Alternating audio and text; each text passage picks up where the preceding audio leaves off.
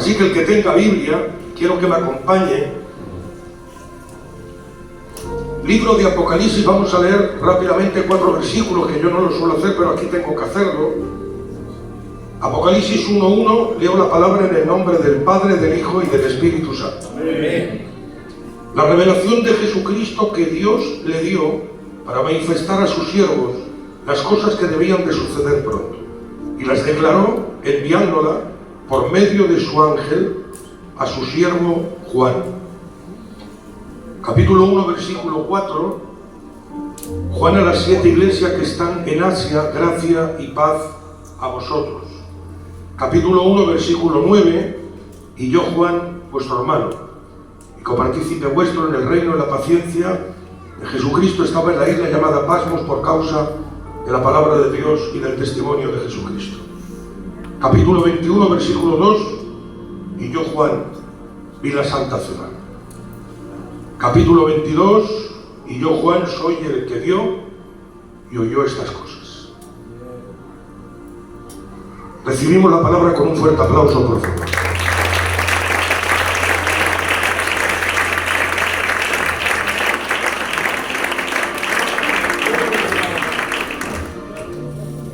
Hace años me llegaba a mi mano, años muchos, un libro pequeño.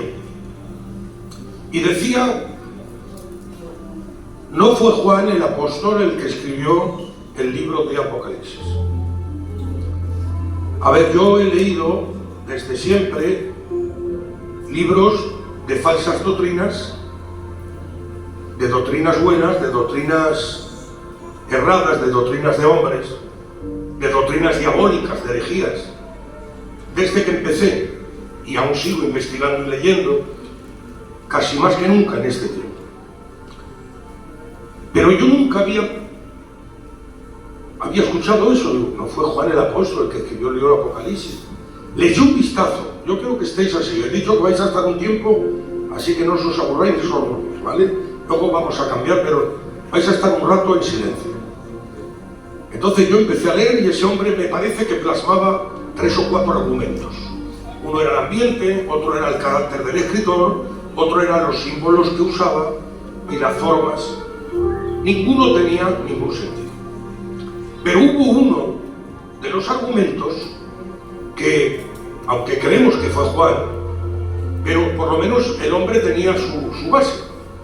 Y el hombre decía lo siguiente, atención porque aquí vamos a abrir la primera puerta y creo que, porque vamos a ir desarrollando el tema poco a poco. Aquel hombre decía que cuando Juan en el Evangelio habla de él, Juan siempre habla como si fuera en tercera persona. Si alguien no entiende lo que es hablar en tercera persona, yo te voy a explicar, porque no es fácil la palabra. Es que cuando Juan habla de él, por ejemplo, dice, llamó a Pedro, y llamó, por ejemplo, a Mateo, y llamó a Andrés, y llamó a Jacobo, y dice, y llamó a Juan. ¿Eres tú? Pero hablaba como si fuera otro. O cuando él decía, por ejemplo, y el discípulo que el Señor amaba mucho. ¿Eres tú? O el que se recostaba en el pecho. ¿Eres tú? Pero él hablaba de él como si fuera en tercera persona. Y aquel hombre decía que en el Evangelio, según San Juan, Juan parece ser que durante todo el Evangelio él intenta esconderse y intenta desaparecer, intenta, de alguna manera, hermanos míos, quedar al margen. Pero es que lo más fuerte es que cuando escribe la primera epístola, cosa que ningún apóstol hace, porque Pablo, cuando escribe, Pablo, siervo de Jesucristo, y Pedro, y Judas, y Santiago, encabezando la carta, porque era un deber de colocar quién hacía esa carta para que la iglesia confiara. Pero el misterio es que cuando Juan escribe la primera epístola, no aparece su nombre. Y cuando aparece la segunda epístola, tampoco pone su nombre. Él se aplica un título, pero no pone su nombre. Dice el anciano a la señora elegida. Y cuando escribe la tercera carta, tampoco aparece su nombre. cosa que es inaudito en aquel tiempo, porque todos los apóstoles sellaban sus cartas con su nombre en encabezamiento. Claro, aquel hombre decía que cómo es posible que en 4 cartas, Evangelio y 3 epístolas, Juan esconde su nombre y no aparece, y en Apocalipsis, desde el capítulo 1, capítulo 21, capítulo 22, él lo repite 5 veces, Juan, y soy Juan, y Juan, y Juan. Claro, entonces ese hombre decía, si hubiera sido Juan el mismo, lo hubiera escondido los 5, o los hubiera sacado los 5, lo que no es normal es que en 4 los saque, o los esconda, y en el último esté repitiendo cada rato que él es Juan, que él es Juan, que él es Juan. Por eso os digo que este argumento tenía su pequeña base, aunque sabemos que fue Juan el apóstol el que escribió el libro de Apocalipsis. Claro, eso me llevó a mí a investigar y me llevó a entender cosas. Entonces ya vamos llevando esta línea, que es lo difícil. Ahora vamos a empezar a explicar las cosas. Estamos en el tiempo donde la Iglesia está sufriendo la segunda persecución. La primera la ha sufrido con Nerón, se ha repuesto de la persecución de Nerón y entra Vespasiano o Domiciano, que hace una masacre con la Iglesia, con los cristianos. Es el tiempo, como habéis visto en las películas, que en los circos romanos, en la cartelera de espectáculos, había lucha de gladiadores, había músicas, había animales exóticos y había un apartado también de cristianos devorados por los tigres o por los leones. Eran parte del espectáculo en aquel tiempo. Entonces, cuenta la historia que Juan fue el último de los apóstoles que sobrevivió. Los demás en este tiempo habían todos sido martirizados. Jacobo, Andrés, Mateo, Pedro, crucificado según la historia en Roma.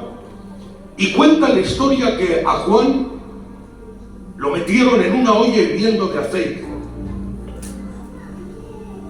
Pero cuando sacaron a Juan, la piel del anciano apóstol estaba intacta. La olla hirviendo de aceite no había podido hacerle nada. Habrá gente que se asuste, pero no solamente Él tiene poder para sacarte de una olla hirviendo de aceite. Él tiene poder para librarte de un horno de fuego calentado 7 veces más. Y que en vez de quemarte y gritar, que te pasees y que salgas, como dice la Biblia, sin oler ni a humo ni a chamusquina. Porque este es el Dios que tenemos. Entonces la pregunta es, recibir el primer punto que os va a hacer bien, esto a alguna persona le va a hacer bien. ¿Por qué todos mueren? Antonio y Juan no. Porque le preserva la vida. El apóstol San Pablo nos da la respuesta. Él en una de las cartas dice, estoy entre un aprieto de irme con el Señor, lo cual es mucho mejor, o quedarme por amor a la obra, que aún faltan hacer algunas cosas. Y dice, por amor a vosotros, seguramente que me quedaré un tiempo porque aún faltan algunas cosas que hacer. Pero cuando termina la segunda carta de Timoteo, ya le dice el apóstol anciano a su hijo, le dice, hijo, ya estoy a punto para ser sacrificado. Se estaba despidiendo y me dice lo siguiente, a ver qué pasa ahora. Dice, ya he acabado la carrera. He peleado y he guardado la fe. Por lo cual me está preparada la corona de vida, y no solamente para mí, sino a todos los que aman su venida. ¿Por qué Pablo dice esa palabra? Estaba diciendo, terminé, acabé, luché, peleé, finalicé. Ahora ya, en cualquier momento ya me llama Dios. Entonces, ¿por qué Juan muere Pedro, y por qué muere Pablo, y por qué mueren los demás. Sin embargo, Juan lo libra de la olla hirviendo de aceite. Cuando yo diga esto, si os parece bien, le damos luego un aplauso si os hace bien. Es que se tenía que cerrar el canon bíblico. Es que aún no se había escrito el libro de Apocalipsis. Y Dios tenía que guardar a su siervo Juan para darle esa revelación. Y mientras aplaudes te digo algo. Mientras Dios tenga planes y propósitos contigo, Él te va a guardar y Él te va a cuidar. ¿Lo estáis entendiendo? Nuestra vida no depende de ti, ni depende de mí, y voy a decir algo fuerte, ni dependa del diablo. Que Dios reprenda todo espíritu de hipocondría, de miedos y de temores que la gente tiene. Que voy a morir, que me va a pasar algo, que voy a desaparecer, que me van a envenenar, que me voy a tropezar. Mira, te lo voy a decir. Si el mundo dice no, pero Dios dice sí, va a ser sí. Pero si el mundo dice sí, pero Dios dice no, va a ser no. Tu mano, tu vida, tu persona, tu hogar, no dependen de ti, dependen de Dios. Es Dios el que te guarda. Dan un aplauso fuerte para los reyes de Gloria.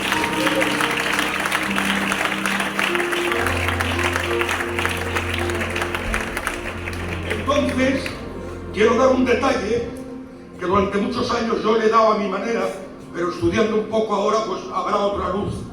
Resulta que dicen, no podemos acabar con Juan, lo vamos a llevar a la isla de Patmos. La isla de Patmos es una isla que estaba por la parte de Grecia, en el mar Egeo, y era una especie de fortaleza o de prisión que se encontraba. Siempre hemos dicho, que ha sido nuestra palabra, mandaban a los peores criminales, mandaban a los asesinos más grandes, mandaban, eso es nuestra palabra, siempre hemos dicho. Y no, aunque habría algún delincuente y algún asesino, pero esa fortaleza y esa cárcel era especial para enviar a los revolucionarios, los que iban en contra del sistema de Roma, los que iban en contra del César. Entonces, ¿qué pasa?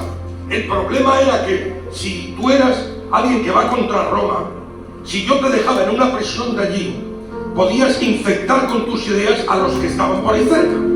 Entonces ellos no querían gente que alterara el orden. ¿Y qué hacían? Lo aislaban, porque allí lo dejaban allá y así, lo dejaban sus ideas allí, y generalmente allí morían, y así esas ideas no pasaban a otro lugar. Y el problema es, que ahora vais a pillar todo, es que cuando se llegaba allí había una especie de cosa que allí se hacía. Y es que resulta que el jefe de la cárcel miraba los recursos nuevos que venían. Y entonces le decían lo siguiente: coger una piedra, eso está en la historia. Y tú cogías una piedra. Y yo te decía, como jefe de la cárcel, escribe tu nombre en la piedra. Y tú en la piedra ponías Javier. Y tú ponías Antonio. Y tú ponías David. Y ahora cuando tú me dabas las piedras con vuestro nombre, yo las lanzaba al mar. Y yo os decía, jamás volveráis a escuchar vuestro nombre. Desde hoy os vais a llamar por un número o por un código. Eso lo practicó Babilonia. Pero Babilonia por lo menos te quitaba el nombre hebreo y te ponía uno babilónico. Pero Roma fue más tajante. Sigan ustedes conmigo la historia. Pero para que no tengamos que ir a 2600 años o 2700, vamos ahora al siglo pasado, cuando hubo el genocidio nazi y el anticristo llamado Adolfo Hitler mató a más de 6 millones de hebreos y a más de 700.000 de nuestro pueblo gitano, que se cree que pudieron llegar hasta 1 millón. Muchos supervivientes, que ya son muy ancianos, casi todos están muertos, pero hay documentales, y hasta hace poco había algún anciano y alguna anciana, hebreo y gitano, ellos llevaban en sus brazos el código de los campos de concentración nazi. Porque cuando llegaban allí te quitaban el nombre de hebreo, y te quitaban el nombre de judío, y te quitaban el nombre de gitano, y te ponían un código y un número. La pregunta es, ¿por qué quitar a una persona el nombre? El nombre es la identidad. Os he dicho que tenéis que estar un poco así. El nombre es la identidad. Miren, lo voy a decir cuando se descubre cualquier especie de animal, o una estrella, o un planeta, lo primero que se hace es ponerle nombre, para que los demás lo identifiquen. Y lo que voy a decir ahora me lo dio Dios para que lo explicara, y así lo entendéis todos. Cuando un niño o una niña nace, le dicen a los padres, vaya al registro civil y anótelo ahí. En el momento que tú lo anotas, nació en tal clínica, en tal hospital. Es hijo de fulano, de mengana, nació tal día y tal hora. Escuchen ahora, cuando el registro civil lo sellan, en ese momento tú pasas a existir. Si no estás en el registro civil, no existes. No te puedes sacar un carnet, no puedes sacarte un pasaporte, no puedes hacer un viaje, no puedes ir a un hotel, no puedes tener un seguro, no puedes tener una cartilla, no puedes estar empadronado en un ayuntamiento, no puedes. ¿Por qué? No existes. Entonces cuando ahí te registras, tú pasas a existir. Entonces la pregunta es ¿por qué quitar el nombre? Porque quitándole el nombre le quitas la identidad. Lo dejas sin existencia. Lo humillas. Lo dejas como que no es nada. Entonces esto es lo que tramaban y lo que hacían. Ahora la gran pregunta es, que aquí viene la investigación, ¿por qué Juan en 4 libros esconde su nombre? Si os dais cuenta, Juan tiene un grave problema. Lo primero, que de los 12, cuando hay misiones especiales, él se lleva a 3 siempre con él. A Pedro, a Jacobo y a Juan. Pero aparte, a él se le llama de la siguiente forma: el discípulo que el Señor amaba mucho. Otros dicen, y Juan estaba recostado en el hombro o en el pecho del Señor. En la tradición hebrea se sabe que cuando un anfitrión estaba sentado y alguien se recostaba en su hombro o en su pecho, esto quería decir la prueba de amistad, de cariño, y de que esa persona era algo especial para él. Cuando la Biblia dice que Jesús dice, uno de vosotros me va a entregar, dice la Biblia que en la mesa dijeron, voy a ser yo o voy a ser yo, y alguno de ahí dijo, preguntarle a Juan. Parece que Juan es el apóstol amigo, es el íntimo, el que el Señor ama mucho, el que el Señor tiene confianza, el que el Señor, el apóstol especial, el que se lo lleva a todas las partes. Pero es que hay 2 detalles en la Biblia que, aparte de llamarle discípulo que él amaba mucho y de estar recostado en el pecho, que ya es mucho, pero es que hay un detalle que esto ya rompe la lógica. Cuando todos están escondidos, llenos de miedo, Juan está debajo de la cruz con su madre María y con las demás mujeres.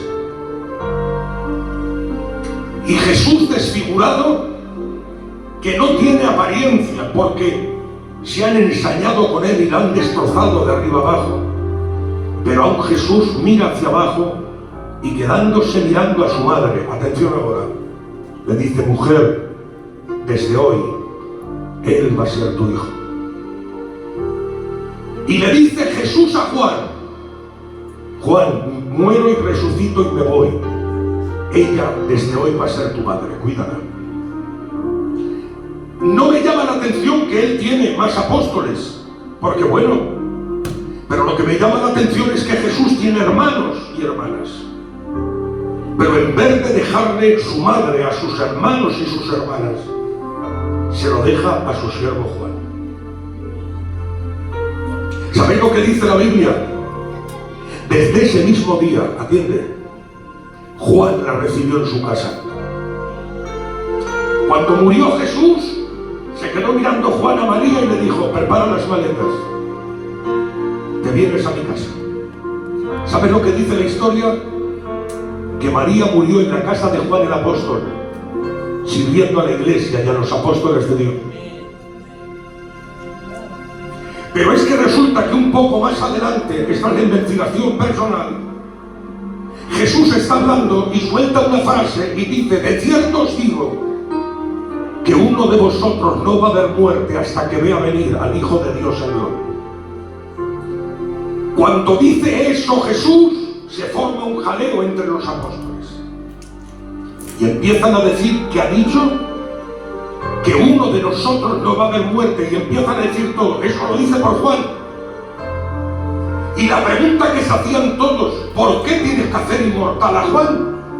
Si tarda 500 años, o tarda 1000 años, o 2000 años, él no va a ver muerte hasta que vengas. Y se forma un lío tan fuerte, atención ahora, que cogen al Señor y el Señor le pregunta y le dice: ¿qué estáis hablando? Y le contestan ellos: ¿por qué a este le libras de la muerte y lo vas a mantener vivo hasta que vengas, si nosotros somos tus apóstoles también y también hemos dejado todo como él? ¿Por qué tanto privilegio? No solamente es el escogido, el querido, el que se recuesta en tu pecho, el discípulo amado, el que te lo llevas a todas las misiones, y encima le dejas a tu madre, y ahora resulta que lo haces inmortal hasta que vengas. Pues no te entiendo. Jesús suelta una frase, que esto lo tengo que explicar porque si no dejo un lío en el medio. Jesús dijo: yo le he dicho esto. Sí lo había dicho. Sí, lo que pasa que no lo había dicho como ellos lo habían interpretado. Porque la pregunta que tú me puedes decir ahora es: vamos a ver, Pichi, si Jesús dijo que Juan no venía muerto hasta que vea venir al Hijo de Dios, pero resulta que Jesús ha ido, Juan ha muerto y él no ha venido aún, entonces ¿qué pasa? ¿Falló la palabra o se equivocó Jesús?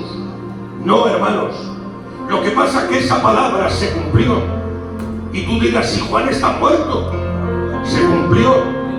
Cuando la Biblia habla en Apocalipsis capítulo 19, atención a esta frase, dice Juan: y yo vi, ¿lo veis? Él vio, yo vi los cielos abiertos y uno que aparecía montado en un caballo blanco y lleva las ropas teñidas de sangre y trae 3 títulos y un nombre secreto que solamente él conoce. El primer título: fiel y verdadero. Segundo título: verbo de Dios. Tercer título: Rey de Reyes y Señor de todos los señores. Y dice que él viene, acompáñenme ahora, con vara de hierro para regir a las naciones. Y una espada sale de su boca y la acompañan los millares de ángeles, que viene para traer justicia. No sé si me estás entendiendo cómo empieza 19 de Apocalipsis. Dice Juan: yo vi. Entonces no es que él lo viera literalmente, porque eso tiene que pasar aún, porque aún no ha venido, pero sí lo vio en una visión profética. Por eso Juan el apóstol no vio la muerte, pero vio venir al Hijo de Dios en gloria en la profecía. Por lo tanto, hermanos míos, cuando Juan dice esa palabra, tiene la explicación bíblica. Y ahora ya resumimos todo y desenvolvemos el mensaje. Es que resulta que cuando lo han llevado allá, ahora el problema es: ¿por qué en 4 libros escondes tu nombre? ¿Y por qué en el último libro lo sacas cada 5 minutos?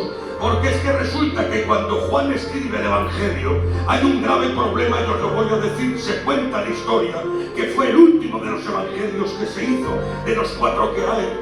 Y según dice, que la propia iglesia, viendo tanta herejía y naciendo el gnosticismo y entrando en las filosofías griegas, entonces le pidieron y le dijeron a Juan: Juan, por favor, escribe un evangelio, porque nadie estuvo tan cerca de él, ni nadie lo conoce como tú lo conoces. Por eso tengo que dar una noticia, y ahora prepárense. Mateo empieza dándole importancia hasta David o hasta Abraham, porque él lo presenta como el hijo de David, porque en Mateo está escrito literalmente para los judíos, pero Marcos, que presenta el siervo sufriente, lo saca sin genealogía. Pero Lucas, que no es creyente o no es judío, sino que es gentil porque es griego, él no se va hasta Abraham ni David, sino él se va hasta Adán, porque así lo presenta. Pero es que Juan, cuando tiene que empezar, empieza de la siguiente forma: ante las doctrinas gnósticas, ante las filosofías y ante las falsas doctrinas. Él empieza: en el principio era el verbo era con Dios y el verbo era Dios. Gloria a Dios para siempre. Entonces, iglesia, ¿qué quieres decir con esto? Que Juan empieza a escribir, pero es que Juan está en Éfeso cuando escribe el Evangelio. Y como está en Éfeso, ahora lo vas a entender, él está en el medio de su pueblo, está en investigación personal. Y él sabe la fama que tiene. Este me dice que soy el caprichoso, el otro que soy el amigo del Señor, el otro que soy el apóstol numao, el otro que soy el que se recuesta, y todos, el otro que me hace inmortal, el otro no me puede ver. Y ahora resulta que todos me están mirando y yo lo único que quiero es amar al Señor y servirle. Pero todos me se están volviendo y me critican y me tienen envidias, que yo no quiero nada. No quiero nada. Y ahora Juan empieza en Éfeso a escribir y escribe el Evangelio. Y cuando habla de él se esconde, él desaparece. Él se pone como tercera persona. Él nunca aparece. Él quiere desaparecer. Porque no quiere brillar más que Pablo. Ni quiere brillar más que Pedro. Ni quiere brillar más que todo. Dice: me escondo. Y cuando llega la primera epístola se esconde. Y llega la segunda y se esconde. Y llega la tercera y se esconde. Bastante problemas tengo ya. Pero señores, cuando lo llevan a la isla de Pasmos, y allí se levanta la isla para aplastarlo y quitarle la identidad y quitarle la personalidad, y le dice: Pasmos, te voy a machacar. Y Juan dice: escúchame, tengo 90 años, he aguantado 7 embestidas de 7 emperadores, he aguantado la muerte de mis consiervos, he pasado calabozos, he pasado hambre, he pasado de todo, pero aún sigo de pie y no vas a poder arrodillarme. Tengo mi naturaleza y mi personalidad preparado para Madonna. Y cuando escribe, él dice: soy Juan el apóstol.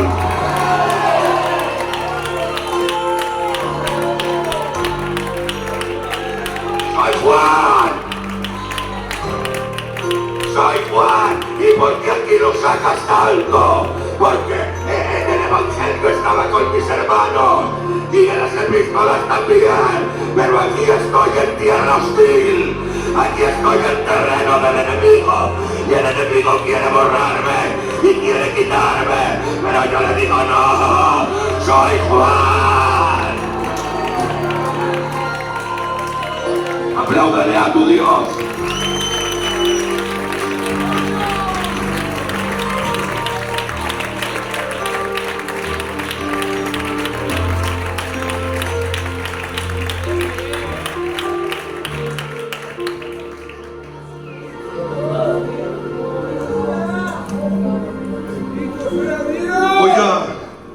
A cerrar esta palabra, este apartado, con una expresión de una mujer a su marido.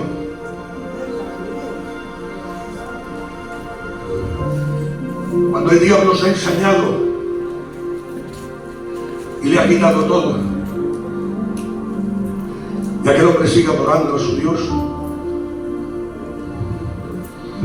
y la mujer enfadada, se entiende la forma de expresión de la mujer. Era una mujer que hablaba de una forma natural.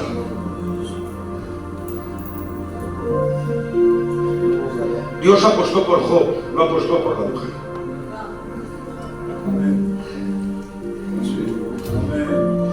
Y no hay ser humano que aguante. Por eso a veces hemos descalificado a la mujer de Job. Pero es que no hay ser humano que aguante.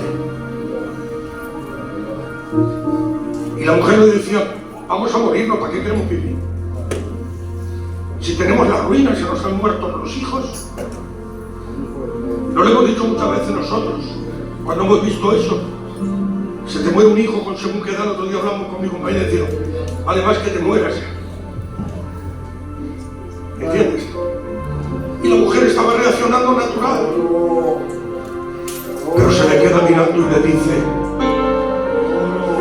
aún retienes tu integridad.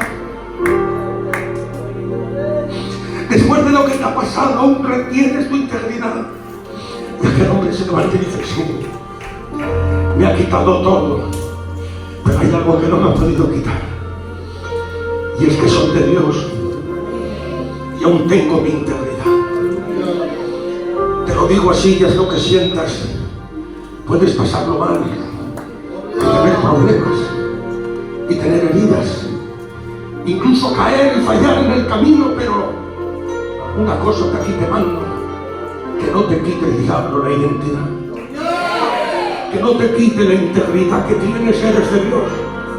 Pero te lo voy a decir, y esto va a sonar fuerte y hacer daño a los demonios: no eres de Dios, escúchame, cuando oras y ayunas y cantas y sirves y predicas y estás en primera fila y das tus ofrendas y eres el varón perfecto. Eres de Dios entonces, sí, pero cuidado cuando estás enfermo y cuando estás caído y cuando no tienes fuerza y cuando a veces fallas y pecas y tú te piensas que entonces no eres de Dios, o que Dios está enfadado contigo, o que Dios, hermanos míos, ¿sabes qué te digo? Y ahora, para que ya te enteres, hace años yo me acuerdo que fuimos a Madrid, y cuando estuvimos en Madrid teníamos que venir, pero a mi hija le quitaron una muela de estas cruzadas que tenía por debajo, y cuando le arrancaron esa muela, hermanos míos, le hicieron un hematoma terrible y se le hinchó la cara, y con respeto vuestro estuvo toda la noche con una hemorragia.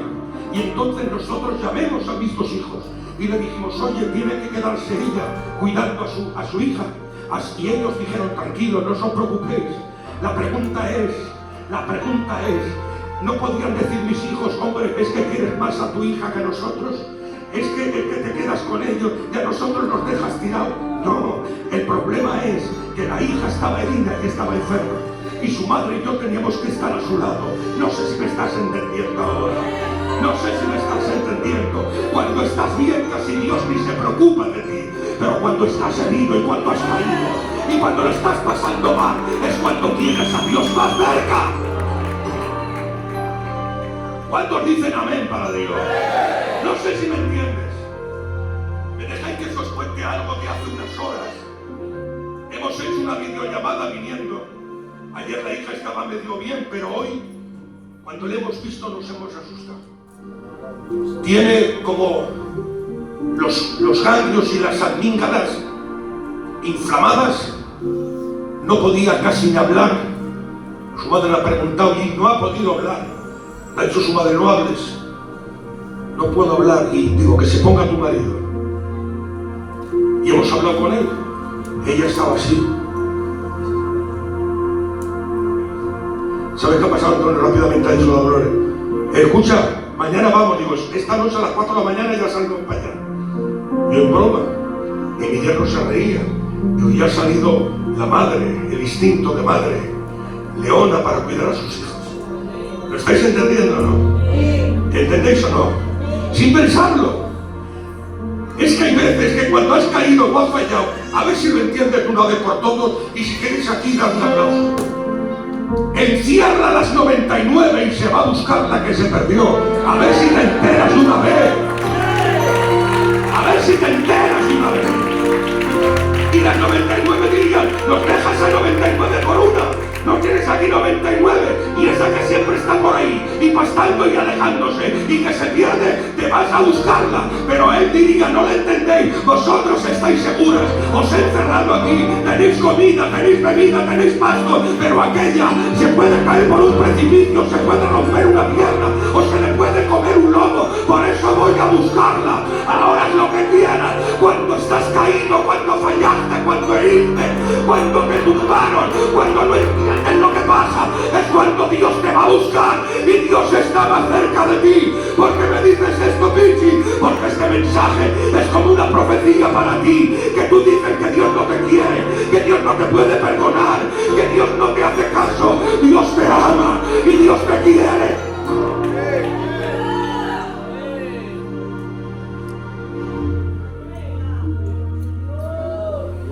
Por eso permítanme que yo haga una comparación y un ejemplo. Dios bendiga esas lágrimas, eso que la palabra cala, la palabra entra. A ver si podéis ver estos pasajes, a ver qué os parece. Lo voy a hacer así, y así me vais a entender. Jesús entra en el Getsemaní. Su situación, rápido, angustia y tristeza, dicho por su propia boca. Mi alma está angustiada y triste.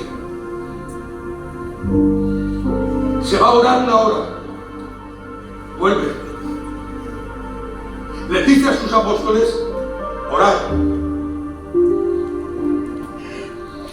En el segundo pasaje dice, contra más grande era su agonía, más él oraba. La angustia y la tristeza, en vez de disminuir, aplacarse, ahora se convierte en agonía. 2 horas. Vuelve y se va a la tercera hora. Con una petición solamente, 3 horas.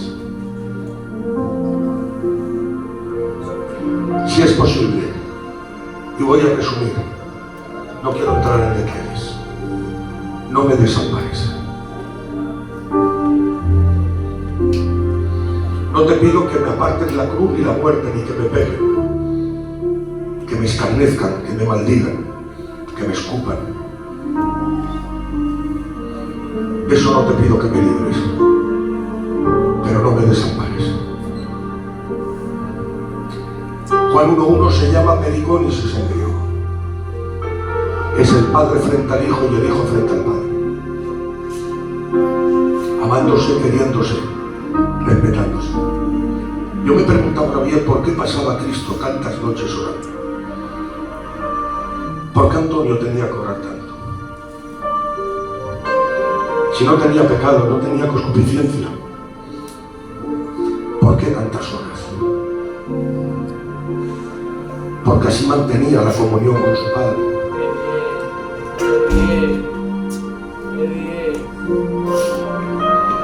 ¿Qué anhelaba? En Juan 17, él le dice, Padre, dame la gloria que tuve a tu lado. Esa era su mayor felicidad. No me importan los milagros, ni predicar, ni tener un trono. Mi gloria es que estar a tu lado. Quiero que sean uno como tú y yo somos uno. Eso se llama pericónisis, el Padre frente al Hijo y el Hijo frente al Padre. Jesús estaba rogando, voy a tener que cargar el pecado de la humanidad. Está escrito en Isaías capítulo 53, y Él cargó sobre Él todo el pecado de todos nosotros. Y el bendito fue hecho maldito. Y en la cruz voy a tener que cargar todo el pecado del pasado, del presente y del futuro. Y por primera vez vas a ver al hombre más pecador de la tierra, que nunca hizo ningún pecado ni cometió ningún delito, pero tiene todos los pecados en él cargándolos. Y por primera vez el Padre va a tener que volver la cabeza hacia un lado, porque el pecado no lo deja mirarlo. Jesús estaba diciendo, no dejes de mirarme. Si dejas de mirarme, me muero. Preocúpate de la cruz o de la muerte, y dice, eso no me importa. Yo muero, pero que el Padre no me mire, me muero. Por eso Él está en la cruz de esa forma. Pero lo hago así para que me entendáis, pero después de 3 horas. Esto tengo que aclararlo, porque si no dejo confusión. Él dice, no se haga mi voluntad, sino se haga la tuya. Entonces, ¿qué pasa? Había una discrepancia, había una división de opiniones, había quizás una contradicción de voluntades. Yo veo algo distinto. Es que resulta que la voluntad de Cristo era que el Padre y Él estuvieran juntos y que no lo desamparara.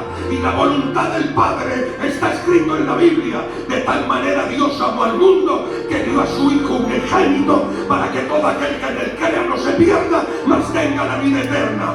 Jesús, con la conclusión, le está diciendo, no se haga mi voluntad, que es que estemos juntos. No se haga mi voluntad, que me sigas mirando. No se haga mi voluntad, que estés a mi lado y que me ampares. No, si es verdad, porque el Padre lo mira y dice, ¿qué hacemos? hacemos tu voluntad, estamos juntos, hacemos tu voluntad, te miro, hacemos tu voluntad, que no te desamparo, o hacemos la mía, te entrego y lo salvo. Y Jesús dice, pues no se haga la mía, que es que estemos juntos, hágase la tuya, desampárame y sálvanos.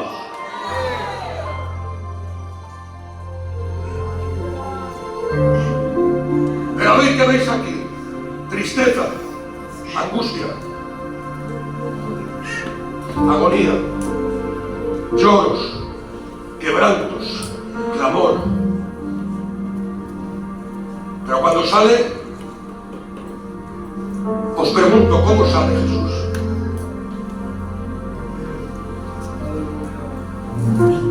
¿Sabéis cómo sale? Levantaos, porque ha llegado la hora que el Hijo del Hombre se ha entregado.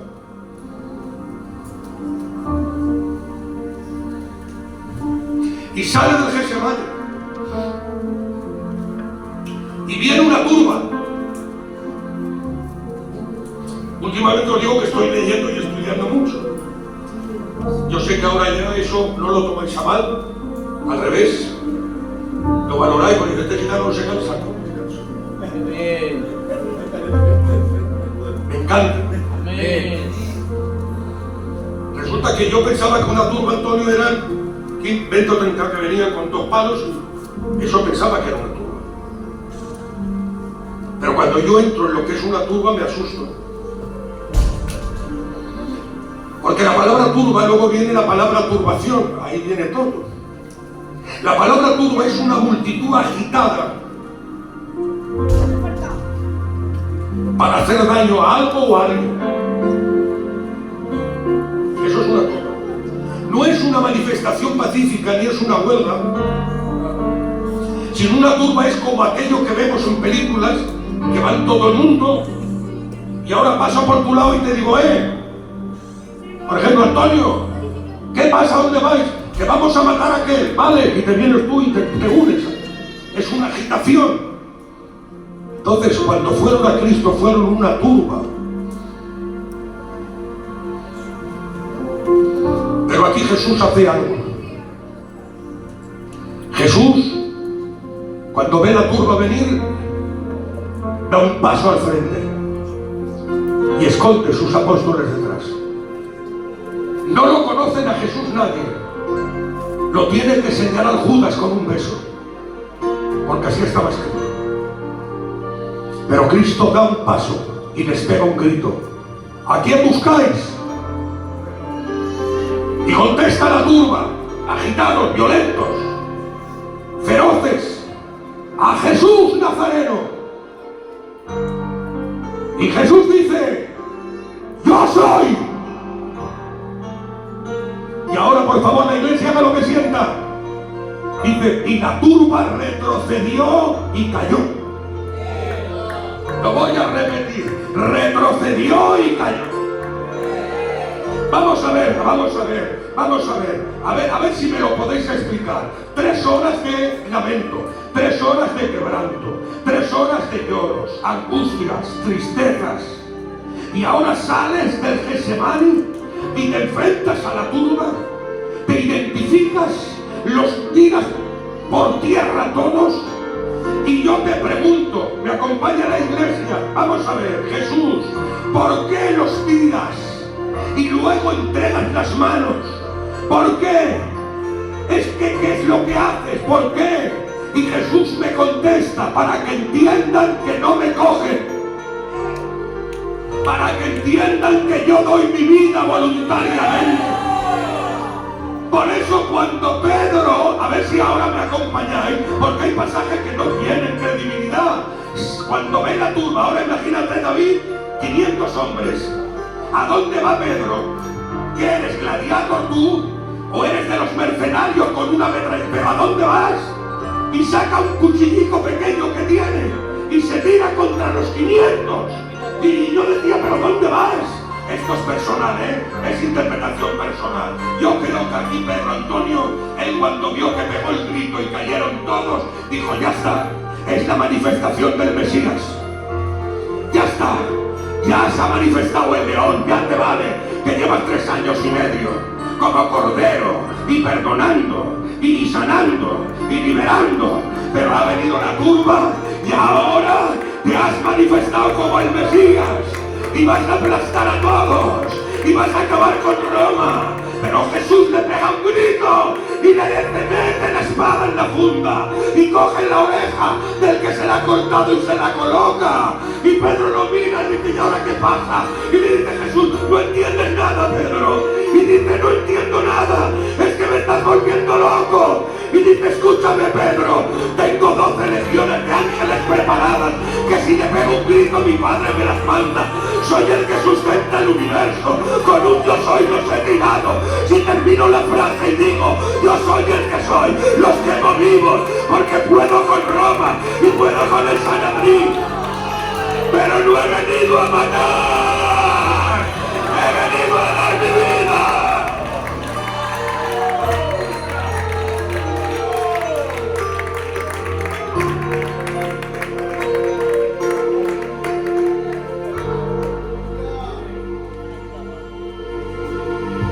Dentro del Getsemaní, fuera del Getsemaní.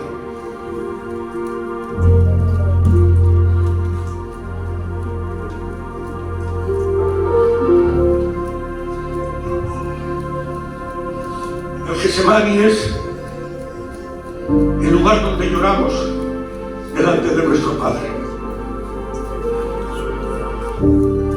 El Getsemaní es el siervo sufriente. Es el grano de trigo molido, es el cordero mudo, quebrantado.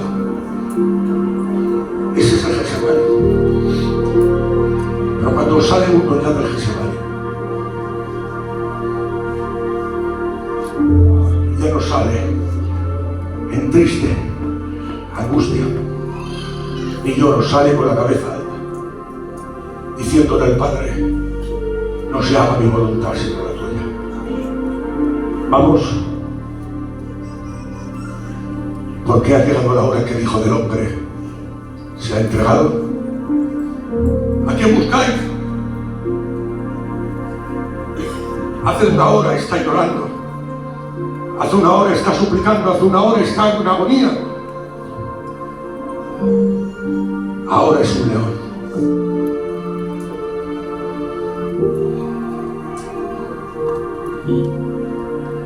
Me contaste el otro día, Antonio, que pasaste tu Getsemaní, ¿no?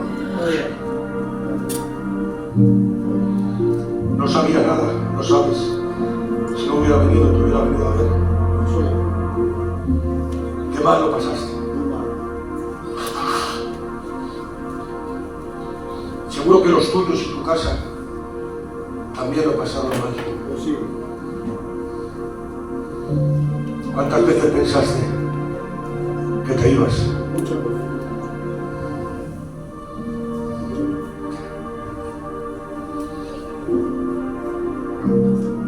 Pero no te has quedado en el Getsemaní. Gloria a Dios. Has salido, ¿no?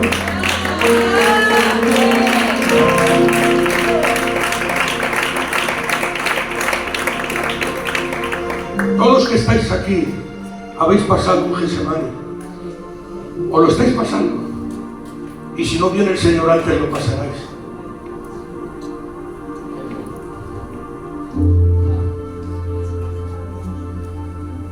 Pero cuando diga esto yo, estas palabras son como profecías para el alma. Hoy te dice Dios esta noche: no te vas a quedar en el Getsemaní.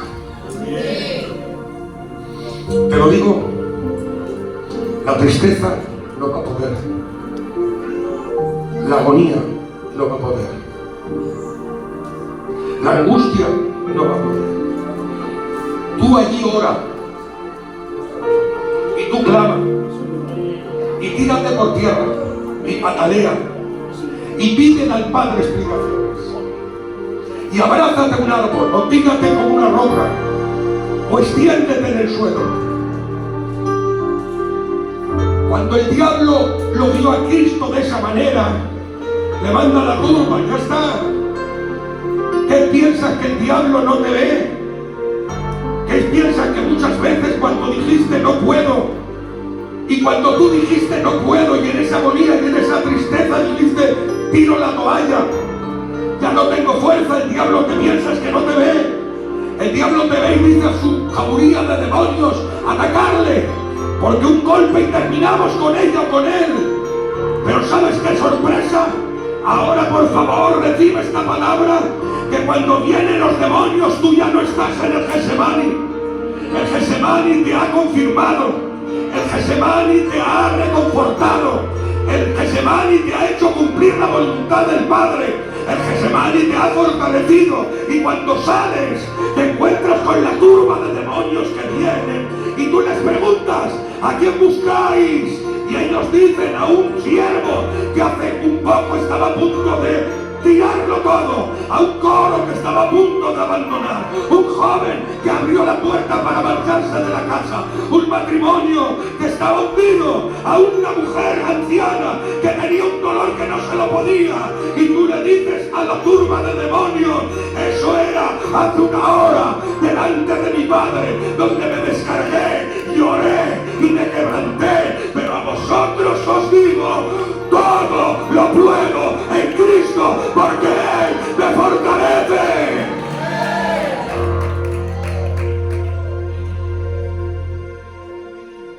No te vas a quedar en el Getsemaní. Amén. ¡Qué bien!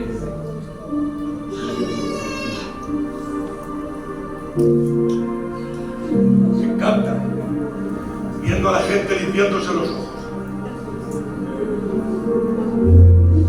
Es que Dios habla.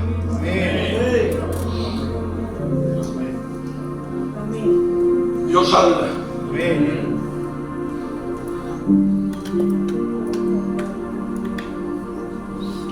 El otro día me comentaba un hermano, para que entendáis lo que es el poder de la palabra,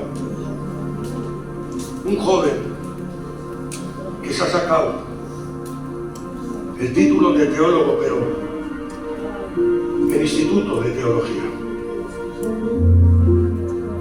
estudiando el griego y estudiando el arameo y el hebreo. El joven es una eminencia. Y el otro día, llorando, le decía a un hermano, he ido a un culto donde estaba predicando fulano, me lo decía un amigo mío, y he visto cómo ese hombre predicaba la palabra. Dice, jamás en los institutos, jamás en las reuniones, jamás he sentido lo que he sentido mientras ese hombre estaba predicando. Me ha hecho llorar. He visto la palabra de verdad. O sea, estamos hablando de un teólogo. Dice, pero esa es la palabra viva. Esa es la viva. Dice, estoy lleno de leyes, estoy lleno de conceptos, estoy lleno de estudios. Dice, pero al oír he dicho, es Dios el que está hablando. Se encerró en su cuarto y le dijo, Señor, he estudiado, llevo años de carrera, me he vuelto loco noches y días, madrugadas, pero yo quiero predicar como ellos predican.